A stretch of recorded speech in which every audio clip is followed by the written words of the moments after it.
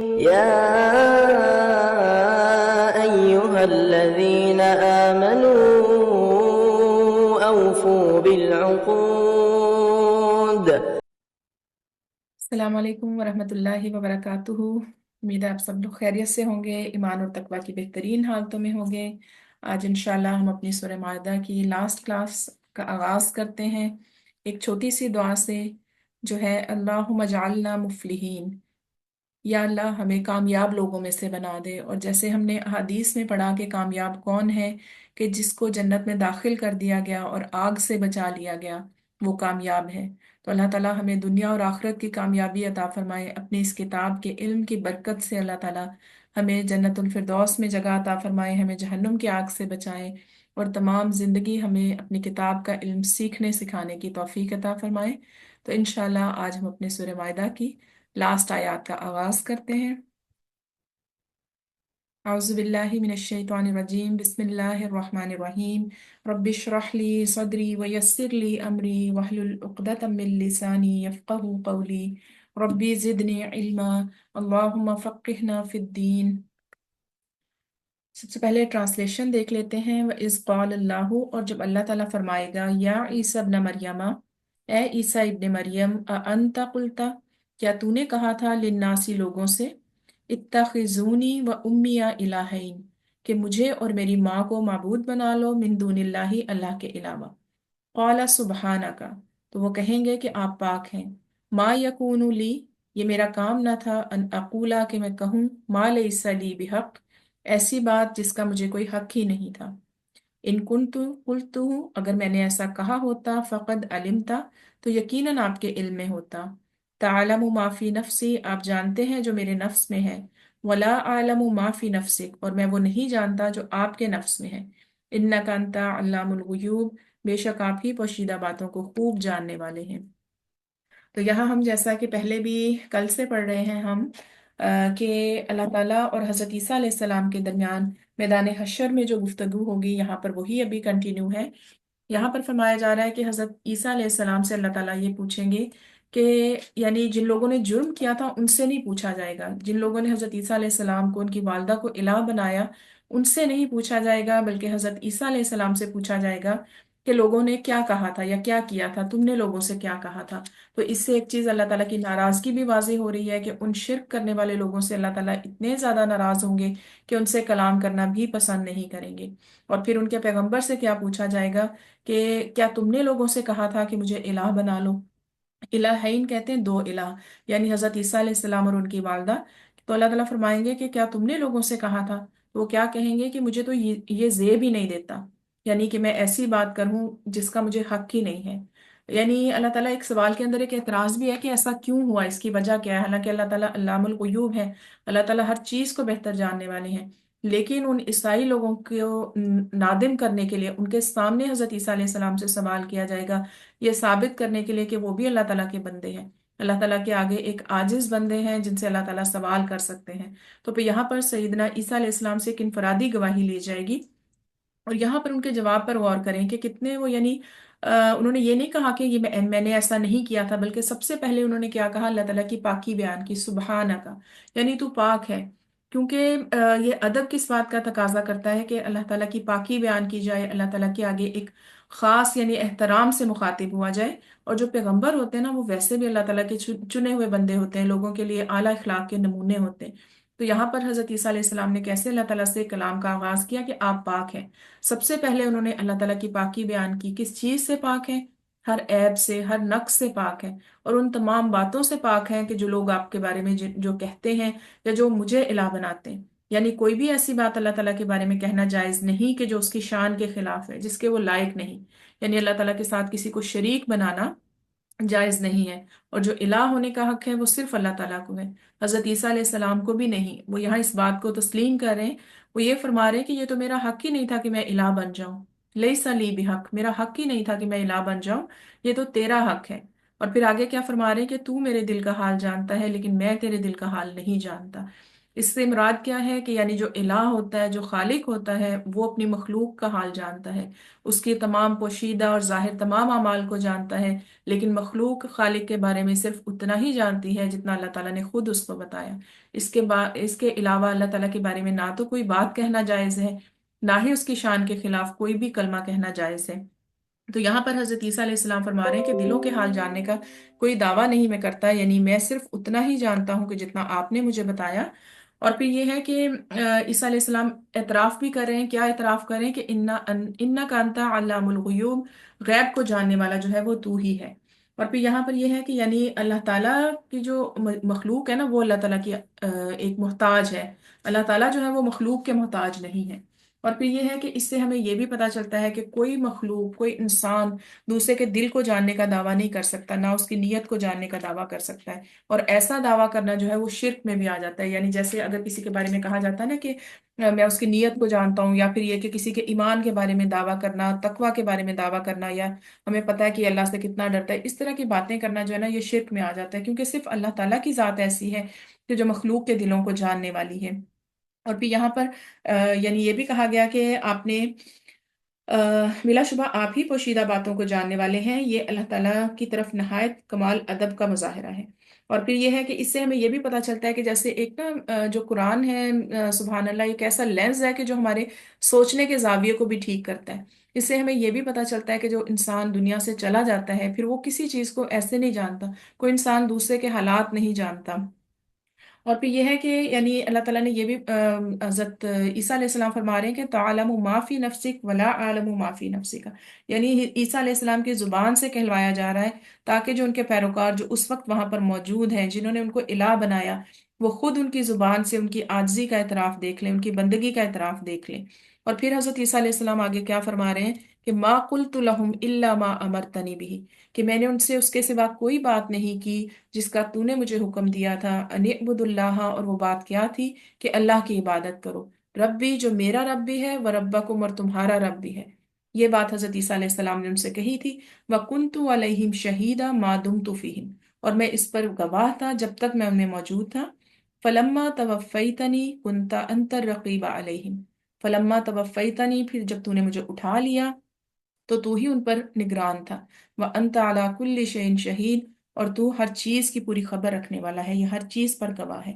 اب یہاں پر دیکھیں کہ حضرت عیسیٰ علیہ السلام نے یہ فرمایا کہ میں نے ان سے اس کے علاوہ کوئی بات نہیں کہی جو آپ نے مجھے حکم دیا تھا، ایسا کوئی کام نہیں کیا جس کا آپ نے مجھے حکم نہیں دیا تھا۔ اور تمام پیغمبروں کا کیا ایک ہی پیغام تھا کہ اللہ تعالیٰ کی عبادت کرو، جو میرا رب بھی ہے اور تمہارا رب بھی۔ یہاں پر حضرت عیسیٰ علیہ السلام اپنی زبان مبارک سے فرما رہے ہیں کہ میرا بھی کوئی اور رب ہے، میں خود رب نہیں ہوں بلکہ میرا بھی کوئی اور رب ہے، اور میں ان کا گواہ تھا۔ یعنی پیغمبر بھی اس بات کی گواہی دیں گے کہ جو انہوں نے اپنے سامنے دیکھا تھا جب وہ دنیا سے چلے گئے، جیسے حضرت عیسیٰ علیہ السلام فرما رہے ہیں کہ میں اس وقت تک تو ان پر گواہ تھا کہ جب میں دنیا میں موجود تھا، لیکن ان کے دنیا سے جانے کے بعد ان کو نہیں پتا کہ لوگوں نے ان کو معبود بنا لیا یا پھر ان کے بارے میں کیا کہا۔ تو اس سے ہمارے ایک اور بھی عقیدے کی اصلاح ہوتی ہے۔ بعض دفعہ ہمارے سوالات ایسے ہوتے ہیں کہ ہمارے جو والدین ہیں یا ہمارے عزیز رشتہ دار ہیں جو دنیا سے جانے کے بعد کیا ان کو پتہ چلتا ہے کہ ہمارے بارے میں کیا ہو رہا ہے، یا اگر ہمیں کوئی غم یا خوشی پہنچتی ہے تو کیا وہ ان کو پتہ چلتا ہے؟ تو یہاں پر ایک بہت واضح بات ہے کہ ایک پیغمبر جو ہیں، اولو العزم پیغمبر ہیں، اللہ تعالیٰ کے مقرب بندے ہیں، وہ یہ کہتے ہیں کہ جب میں دنیا سے چلا گیا تو آپ ہی ان پر گواہ تھے، یعنی مجھے اس بات کا نہیں پتا۔ تو عام لوگوں کے بارے میں ہم کیسے کہہ سکتے ہیں کہ، یا ہم اپنے والدین یا کسی کے بارے میں بھی یہ گمان نہیں رکھ سکتے کہ دنیا کے جانے کے بعد وہ ہمارے اوپر، یعنی ہمارے باتوں کے بارے میں آگاہ ہو رہے ہیں، دیکھ رہے ہیں، سوائے اتنی چیز کے جتنی اللہ تعالیٰ بتا دیں۔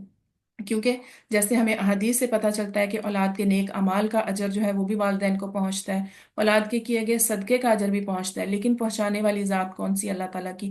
وہ خود کسی بھی چیز کا اختیار نہیں رکھتے۔ اور اس کی ایک بہت اچھی وضاحت جو ہے نا، وہ ایک عرب عالم سے میں نے ایک دفعہ سنی تھی۔ انہوں نے یہ کہا کہ جب جیسے ہمارا یہ ہے نا کہ جمعے کے دن جو بھی ہم درود پڑھتے ہیں وہ نبی صلی اللہ علیہ وآلہ وسلم کو پہنچایا جاتا ہے، تو وہ یہ کہتے ہیں کہ وہ ایک چینل کے تھرو پہنچایا جاتا ہے، فرشتوں کے ذریعے پہنچایا جاتا ہے۔ تو وہ برابر ہی ہے کہ چاہے آپ اپنے گھر میں بیٹھ کے ان پر درود شریف پڑھ رہے ہیں یا پھر روزہ مبارک کی دیوار کے ساتھ پڑھ رہے ہیں، کیونکہ دیوار کے پار ویسے تو آواز نہیں جاتی لیکن اللہ تعالیٰ پہنچاتے ہیں۔ تو اسی طرح یہ بھی ایک یہی چیز ہے کہ اللہ تعالیٰ جو چیز بتانا چاہیں، جو چیز دکھانا چاہیں، وہ کسی کو بتا سکتے ہیں، لیکن کوئی شخص بھی اس دنیا سے جانے کے بعد وہ اس قابل نہیں ہوتا، یا اس کا یہ اختیار نہیں ہوتا کہ وہ دنیا میں واپس آ سکے، یا پھر وہ دنیا میں ہونے والے کسی بھی واقعے کے بارے میں آگاہ ہو سکے۔ اور پھر حضرت عیسیٰ علیہ السلام نے کیا فرمایا کہ فلما توفیتنی، جب تو نے مجھے اٹھا لیا۔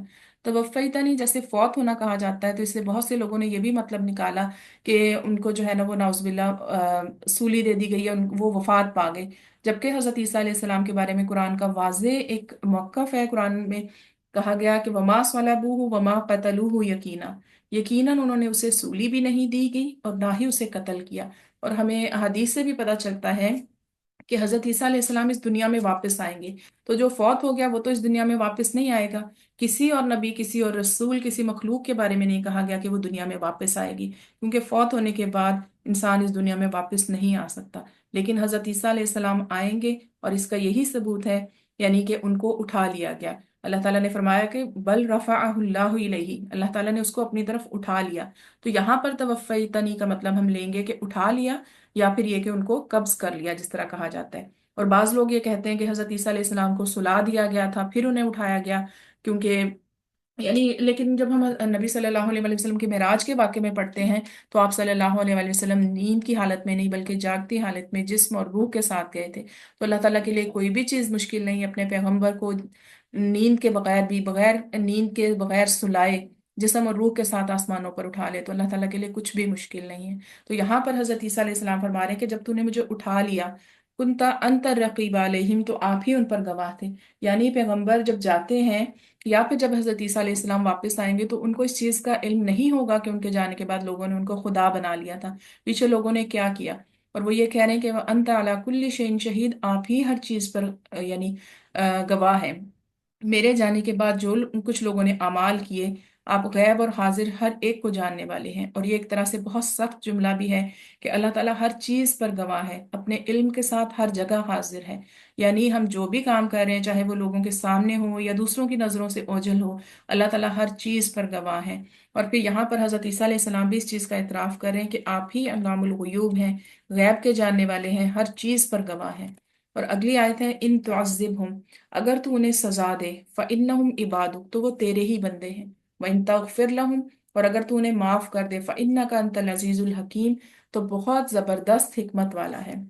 عزیز کہتے ہیں کہ جو غالب ہو، جو قدرت والا ہو، شرف والا ہو، جس کا حکم چلتا ہو، اور حکیم حکمت والا، یعنی حکمت سے فیصلے کرنے والا۔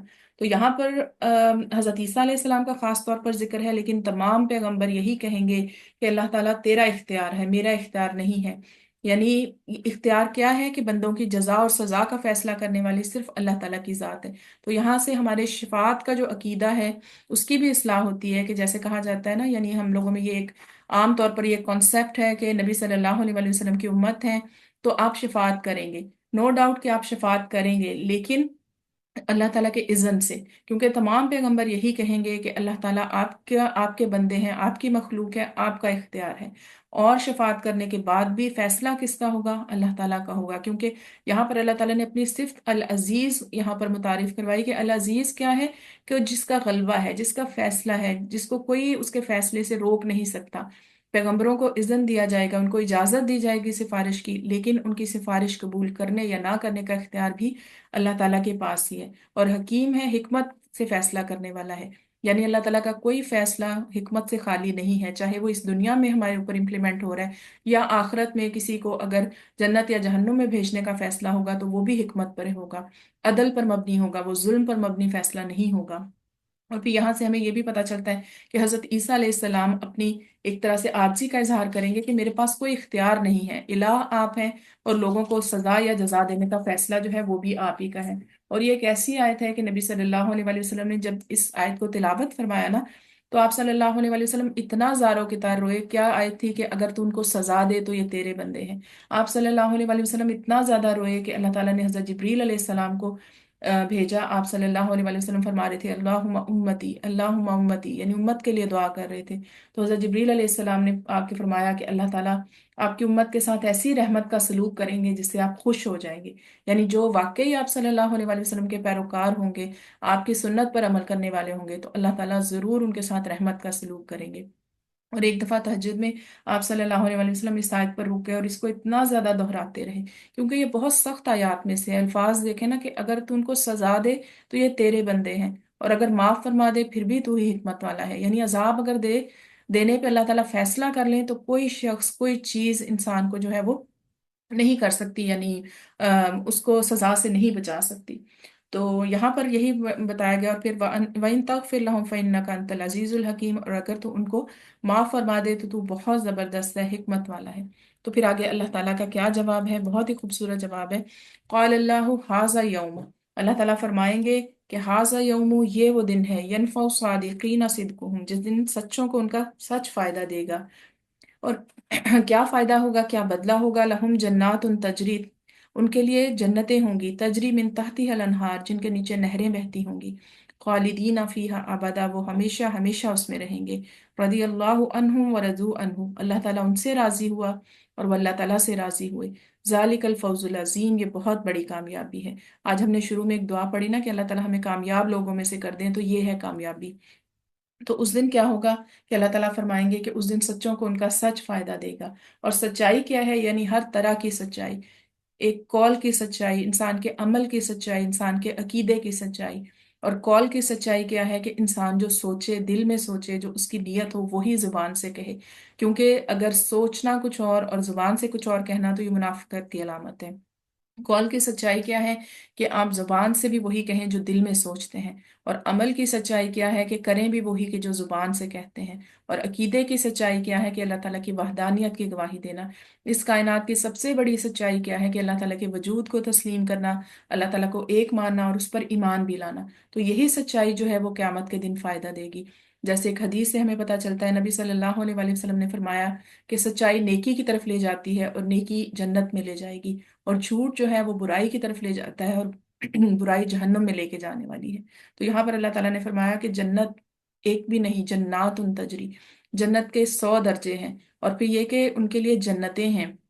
جنتیں یعنی اللہ تعالیٰ نے اس سے بہت زیادہ ایک اجر کے وسیع ہونے کی طرف بھی اشارہ ہے کہ تجری من تحتی الانہار، اتنی جنتیں ہیں کہ اس کے نیچے نہریں بھی بہتی ہیں، یعنی جو وہاں پر درخت ہیں ان کے نیچے، خیموں کے نیچے، باغوں کے نیچے نہریں بہتی ہیں، خالدین فیہا ابدا، اور وہ اس میں ہمیشہ ہمیشہ رہنے والے ہیں۔ یعنی وہاں پر کوئی بھی ایسی چیز نہیں جس کو زوال آئے گا، ان نعمتوں کے درمیان ہمیشہ رہیں گے۔ اور کیا چیز، کس چیز نے ان کو فائدہ دیا، ان کے سچ نے ان کو فائدہ دیا، ان کے قول کی سچائی نے، ان کے عمل کی سچائی نے، ان کے عقیدے کی سچائی نے ان کو فائدہ دیا۔ اور پھر کیا کہا گیا، رضی اللہ عنہم، اور پھر جو آخری اور سب سے بڑی نعمت ہوگی وہ کیا ہوگی، اللہ تعالیٰ کی رضا ہوگی۔ اور اللہ تعالیٰ کی رضا سے یعنی کیا مراد ہے، اللہ تعالیٰ کی رضا سے مراد یہ ہے کہ جہاں جیسے ابھی ہم نے یہاں پر پڑھا کہ آخرت میں جنت ملے گی، اللہ تعالیٰ کی رضا، اللہ تعالیٰ کا راضی ہونا جو ہے وہ سب سے بڑی ایک ہمارے لیے نعمت ہوگی، اللہ تعالیٰ کا دیدار نصیب ہوگا۔ اور دنیا میں اللہ تعالیٰ کی رضا سے کیا مراد ہے، رضی اللہ عنہم، صحابہ کے بارے میں کہا گیا نا کہ رضی اللہ عنہم ورضوا عنہ، وہ اللہ تعالیٰ سے راضی ہو گئے اور اللہ ان سے راضی ہو گیا۔ تو اللہ تعالیٰ کے راضی ہونے سے کیا مراد ہے کہ اللہ تعالیٰ نے ان کے نیک اعمال قبول کر لیے، صرف صحابہ کے نہیں بلکہ عام انسان جس سے بھی اللہ تعالیٰ راضی ہوتا ہے اس کے نیک اعمال اس کے قبول کرتا ہے، اس کو نیکی کی توفیق دیتا ہے۔ جیسے نبی صلی اللہ علیہ وآلہ وسلم نے فرمایا نا کہ اللہ تعالیٰ جس سے راضی ہوتا ہے، جس سے بھلائی کا ارادہ فرماتا ہے، اسے دین کی سمجھ عطا فرماتا ہے۔ تو دنیا میں نیکی کی توفیق مل جانا، ایسا ماحول مل جانا، اللہ کی کتاب کا علم مل جانا، ایسے دوست مل جانا، اور پھر یہ ہے کہ نیکی کی کوئی بھی توفیق، نیکی کا کام کرنے کی توفیق مل جانا، یہ اللہ تعالیٰ کی رضا کی نشانی ہے۔ کیونکہ بہت سے لوگ ایسے ہیں دنیا میں کہ جو اذان بھی سنتے ہیں، کہ جو اللہ تعالیٰ کی آیات بھی پڑھتے ہیں لیکن اس سے گزر جاتے ہیں، اذان سن کے ٹس سے مس نہیں ہوتے۔ تو اللہ تعالیٰ جس کو توفیق دیتا ہے، اللہ تعالیٰ جس کو اپنے سامنے کھڑا کرنا پسند کرتا ہے، اس سے ہی یہ توفیق دیتا ہے۔ تو یہ اللہ تعالیٰ کی رضا کی علامت ہے کہ نیک کاموں کی توفیق مل جانا، انسان کے دل کا راضی ہو جانا۔ پھر ورضوا عنہ سے کیا مراد ہے کہ وہ بھی اس سے راضی ہو گئے۔ اس سے کیا مراد ہے، یعنی اللہ تعالیٰ سے راضی ہو جانا، اللہ تعالیٰ کے فیصلوں سے راضی ہو جانا، اس کے فیصلوں کی حکمتیں سمجھ میں آئیں یا نہ آئیں لیکن اس پر کسی قسم کا اعتراض نہ اٹھانا۔ تو انسان کی زندگی میں اگر ہم نے کبھی شاید خود بھی مشاہدہ کیا ہو ایسے لوگوں کے بارے میں کہ جو اللہ تعالیٰ کی رضا پہ راضی ہوتے ہیں، وہ بہت پرسکون لوگ ہوتے ہیں، ان کے چہرے بھی ایسے پرسکون ہوتے ہیں، ان کی زندگیاں بھی پرسکون ہوتی ہیں۔ جبکہ جو اللہ تعالیٰ کے فیصلوں پر راضی نہیں ہوتا، اس کو ہر وقت ایک بے چینی، ایک ٹارچر رہتا ہے کہ یہ کیوں ہوا، ایسے کیوں ہوا، میرے ساتھ ہی کیوں ہوا، یہ بیماری، یہ تکلیف، یہ آزمائش مجھ پر ہی کیوں آئی۔ تو انسان جو ہے نا وہ پھر اللہ تعالیٰ کے فیصلوں سے راضی نہیں ہوتا، تو اللہ تعالیٰ بھی اس سے کیسے راضی ہوگا؟ یعنی جو اللہ سے راضی نہیں، پھر وہ کیسے امید رکھے گا کہ اللہ اس سے راضی ہو؟ اللہ تعالیٰ فرماتے ہیں کہ یہ دو طرفہ ہے، یعنی رضی اللہ عنہم و رضوا عنہ، وہ بھی اللہ سے راضی ہوئے اور اللہ تعالیٰ بھی ان سے راضی ہو گئے۔ ذالک الفوز العظیم، اور یہ ہے کامیابی دنیا کی بھی اور آخرت کی بھی۔ دنیا میں بھی اللہ کی رضا جو ہے وہ انسان کے دل کو سکون دیتی ہے، اور آخرت میں کیا ہوگا؟ جنات تجری، یعنی ایسی جنتیں جن کے نیچے نہریں بہتی ہوں گی، اور پھر یہ کہ سب سے بڑی کامیابی کہ ہمیشہ ہمیشہ وہاں پر رہنا۔ اور پھر آگے اللہ تعالیٰ کی شان بیان کی گئی، للہ ملک السماوات والارض، اللہ ہی کی ہے تمام بادشاہت، آسمانوں میں بھی اور زمینوں میں بھی، وما فیہن، اور جو کچھ ان کے درمیان ہے، وہو علی کل شیء قدیر، اور وہ ہر چیز پر پوری قدرت رکھنے والا ہے۔ یعنی اللہ تعالیٰ ہر چیز کا خالق اور مالک ہے، ہر چیز کی تدبیر اللہ تعالیٰ کر رہا ہے، اس کا غلبہ، اس کا اقتدار اسی کا ہے۔ کوئی بھی انسان، کوئی شخص، کوئی چیز اس کی جو بادشاہت ہے اس میں شریک نہیں ہے۔ اور اس سے پہلے جیسے یہاں پر حضرت عیسیٰ علیہ السلام سے سوال ہو رہا تھا، اور آخرت میں پھر مطلب آخری آیت میں کیا ثابت کیا گیا کہ جو الہ ہے وہ صرف ایک ہی ہے، چاہے وہ آسمان ہو، چاہے وہ زمین ہو، ان کے درمیان کی کوئی چیز ہو، ہر چیز پر قدرت اور غلبہ کس کا ہے؟ وہ صرف ایک ذات کا ہے، اور وہ اللہ تعالیٰ ہے۔ اللہ تعالیٰ ہر چیز پر قادر ہے، اس کو کوئی چیز عاجز نہیں کر سکتی۔ اور اللہ تعالیٰ قدیر ہے، یعنی پوری قدرت رکھنے والا ہے، ہر چیز اس کی مشیت کے تابع ہے۔ یعنی ایک چیز ہوتی ہے نا اللہ تعالیٰ کی مشیت، ایک ہوتی ہے رضا۔ مشیت وہ ہے کہ جو اللہ تعالیٰ نے لکھ دی ہے، یعنی اگر فرض کریں کسی انسان کا اگر برا ہونا یا ظلم کرنا لکھ دیا گیا ہے تو وہ اللہ تعالیٰ کی مشیت ہے، لیکن ضروری نہیں کہ اس میں اللہ تعالیٰ کی رضا بھی ہو۔ اللہ تعالیٰ کی رضا جو ہے وہ کن کاموں میں ہے؟ وہ بھی ہم نے پہلے پڑھا کہ اللہ تعالیٰ کی یعنی نیکی کی توفیق مل جانا، یا پھر یہ کہ اعمال کا قبول کر لیا جانا یا نیک اعمال کرنا، یہ اللہ تعالیٰ کی رضا کی نشانیاں ہیں۔ اور پھر یہ ہے کہ زمین آسمان پر اللہ تعالیٰ کی بادشاہت ہے۔ اس صورت کا جو ہم نے پڑھا تھا نا، اس میں بھی یہی تھا کہ پہلی آیت میں کہ اوفو بالعقود، اپنے وعدوں کو پورا کرو، اور آخری آیت میں بھی ہم نے پڑھا کہ سچائی کی بات ہو رہی ہے، یعنی ہر طرح سے انسان سچا ہو کے اپنے ساتھ، اللہ تعالیٰ کے ساتھ، اپنے عقائد میں، اپنی زندگی میں، اپنے معاملات میں ہر طرح سچا ہو کے زندگی گزارے، اور یہی سچائی جو ہے وہ آخرت میں فائدہ دینے والی ہے۔ اور یہاں پر اللہ تعالیٰ ہر چیز کا اختیار رکھتا ہے، اور یہ چیز جو ہے نا، یہ آخری یوم حشر کے دن ایک نقشہ جس طرح کھینچا جا رہا ہے کہ اللہ تعالیٰ کے علاوہ کوئی بھی اس چیز پر قادر نہیں۔ اور یہاں پر جو عیسائی ہیں ان کو یہاں پر ان کی ندامت کا کوئی حال نہیں ہوگا جب وہ دیکھیں گے کہ حضرت عیسیٰ علیہ السلام، جن کو انہوں نے اپنی زبان سے انہوں نے الہ بنا لیا، تو وہ خود اقرار کر رہے ہیں اللہ تعالیٰ کی وحدانیت کا، اللہ تعالیٰ کے بادشاہ ہونے کا، اور اپنی عاجزی کا اظہار کریں، تو اس دن ان کے لیے کیا شرمندگی کا عالم ہوگا۔ یہاں پر اللہ تعالیٰ نے فرمایا کہ وَهُوَ عَلَى كُلِّ شَيْءٍ قدیر، وہ ہر چیز پر قادر ہے، چاہے وہ اس آسمان میں ہے، چاہے وہ زمین میں ہے، چاہے ان کے درمیان میں ہے۔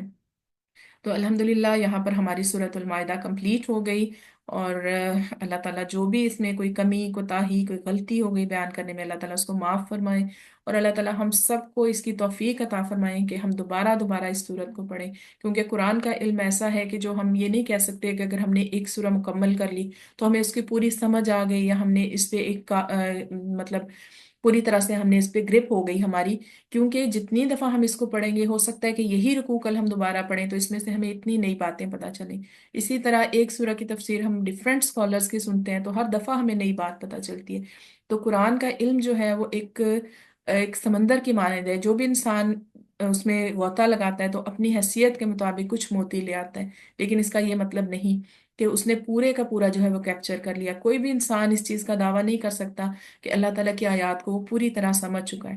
اس لیے ہمارے لیے ضروری ہے کہ ہم بار بار ان سورہ کو ہم پڑھیں، اور پھر یہ کہ ان آیات کو بار بار پڑھیں، اور پھر ان سے ہم سمجھنے کی کوشش کریں، کیونکہ جب ہم مستقل طور پر قرآن سے ایک اپنا تعلق بنا لیتے ہیں نا، کوئی رابطہ بنا لیتے ہیں، ڈیلی بیسس پر ہم پڑھنا شروع کر دیتے ہیں، تو آپ شاید اس چیز کو ایکسپیرینس کریں گے کہ یہ ایک معجزہ ہے، یہ ایک کتاب آپ سے باتیں کرنا شروع کر دیتی ہے۔ بہت سی ایسی چیزیں ہوتی ہیں کہ جو ہمارے جواب ہمیں خود ملنا شروع ہو جاتے ہیں جب ہم روٹین میں ہم کوئی قرآن کلاس جوائن کرتے ہیں۔ تو شاید آپ میں سے بہت سے لوگوں نے ایکسپیرینس بھی کیا ہو کہ کوئی ایسا مسئلہ، کوئی ایسی الجھن، کوئی ایسی چیز ہوتی ہے دماغ میں چل رہی، لیکن اس قرآن کلاس میں اس کا جواب مل جاتا ہے۔ تو روز روز کی بیسس پہ آپ لوگ ضرور یہ کوشش کریں کہ قرآن کی آیات کو پڑھیں، چاہے ایک آیت ہو اس کو پڑھیں، سمجھنے کی کوشش کریں۔ اللہ تعالیٰ ہم سب کو اس کے ساتھ جو ہے نا وہ ایک منسلک رکھے، ہماری زندگی کے آخری سانس تک ہم اللہ تعالیٰ کی کتاب کو پڑھنے والے ہوں، اس کو سمجھنے والے ہوں۔ تو اللہ تعالیٰ آپ سب کو، ہمیں اس سورہ کا سچا فہم نصیب فرمائیں۔ جو احکامات ہم نے اس میں پڑھے، اللہ تعالیٰ ہمیں ان کو سمجھنے کی، ان پر عمل کرنے کی توفیق عطا فرمائے، کیونکہ علم وہی فائدہ دیتا ہے نا۔ جیسے ایک دعا میں بھی ہم بلکہ روز ہی پڑھتے ہیں کہ اللہم انفعنی بما علمتنی، اللہ تعالیٰ مجھے اس علم سے نفع عطا فرما کے جو تو نے مجھے سکھایا۔ اس سورہ کے دوران ہم نے بہت سی ایسی باتیں سیکھیں کہ جو ہمیں پہلے معلوم نہیں تھی۔ اللہ تعالیٰ نے ان کا علم عطا فرمایا، تو اللہ تعالیٰ ان پر عمل بھی نصیب فرمائے، اور پھر ان اعمال کو جو ہم خالص اللہ تعالیٰ کی رضا کے لیے یہاں پر جمع ہوتے ہیں، تو اللہ تعالیٰ ان اعمال کو قبول بھی فرمائے۔ واقعی سب لوگوں کا یہاں پر شامل ہونا ایک بہت ہمارے لیے انکریجمنٹ کی بات ہے۔ اور دوسرا، ہم یہاں پر ایک تو ثواب اور اجر کی نیت تو ہے ہی ہے، اللہ تعالیٰ ہمارے اس عمل کو قبول فرما لیں۔ دوسری، اللہ تعالیٰ ہمیں اس کتاب کی محبت نصیب فرمائے۔ جب انسان محبت سے کوئی کام کرتا ہے نا، تو پھر اس میں بہت زیادہ پرفیکشن آ جاتی ہے۔ اللہ تعالیٰ کی کتاب سے محبت ہوتی ہے، انسان اس کو صحیح پڑھنے کی کوشش کرتا ہے، تجوید سے اس کو صحیح طرح سے ادا کرنے کی کوشش کرتا ہے، کچھ آیتوں کو یاد کرنے کی کوشش کرتا ہے، کیونکہ اللہ کے نبی صلی اللہ علیہ وسلم نے فرمایا نا کہ وہ دل قبرستان کی مانند ہے، بالکل ویران ہے، کہ جس میں قرآن کا کچھ بھی حصہ محفوظ نہیں۔ تو کوئی چھوٹی سی سورہ، کوئی ایک آیت کا یاد ہونا، یہ اللہ تعالیٰ کی طرف سے بہت بڑی نعمت ہے۔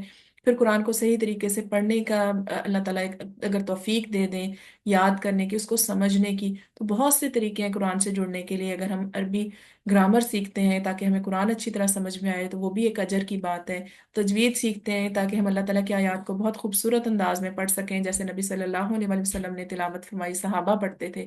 اسی طرح قرآن کی تفسیر کو سمجھنا، تو قرآن کے ساتھ اٹیچ ہونے کے بہت سارے راستے ہیں۔ اللہ تعالیٰ ہمیں قرآن کی محبت نصیب فرمائے، قرآن کے ساتھ زیادہ سے زیادہ وقت لگانے کی توفیق عطا فرمائے، اور ضرور کسی نہ کسی، ضروری نہیں یہی کلاس، ضرور کسی نہ کسی کلاس کے ساتھ ضرور اٹیچ ہو جائیں، تاکہ ایک انرولمنٹ ہوتی ہے نا، تو ہمارا نام قرآن کے طالب علموں کی ایک لسٹ میں آ جائے۔